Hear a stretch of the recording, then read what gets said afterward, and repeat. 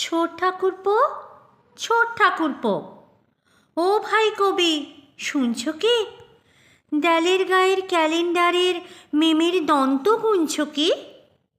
মিলছে না কো পদ্য বুঝি, তাই কি তুমি চিন্তিত? আমার কথা শুনলে তোমার আটকাবে না কিঞ্চিত। দিচ্ছি শোনো যুক্তি শুভ, পদ্য যাতে মিলবে ধ্রুব। ছন্দ নিয়ে দ্বন্দ্ব তোমার বন্ধ হবে সন্দনে। মন্দাকিনীর সঙ্গে বুঝলে, সাজলে চেলি চন্দনে। আহা হা হা, চটছ কেন? মন্দা মোটেই মন্দ নয়। ও বুঝেছি, প্রেমের ঠাকুর সকল দেশেই অন্ধ হয়। কুন্দকে ভাই পছন্দ, তা খুলেই স্পষ্ট বললে কোন? তাই তো ভাবি, কেনই ভায়ার হঠাৎ এমন উদাস মন।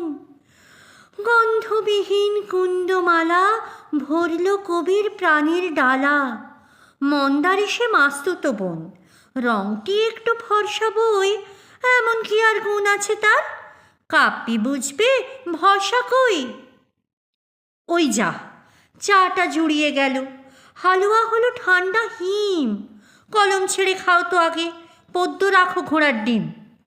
উঠলে না কো, শীঘ্রই ওঠো, নইলে খাতা ছিঁড়ছি এই। আমার সঙ্গে পারবে জোরে, এমনি সাধ্যি তোমার নেই। হালুয়া কেন এমন কালো? ফেললে গালে লাগবে ভালো।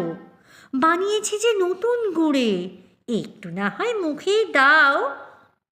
কাটলেট কি ঝাল লেগেছে? রাই মেখো না, অমনি খাও। শ্যামকে বলি চা দিক তোমায়, গরম গরম আরেক কাপ।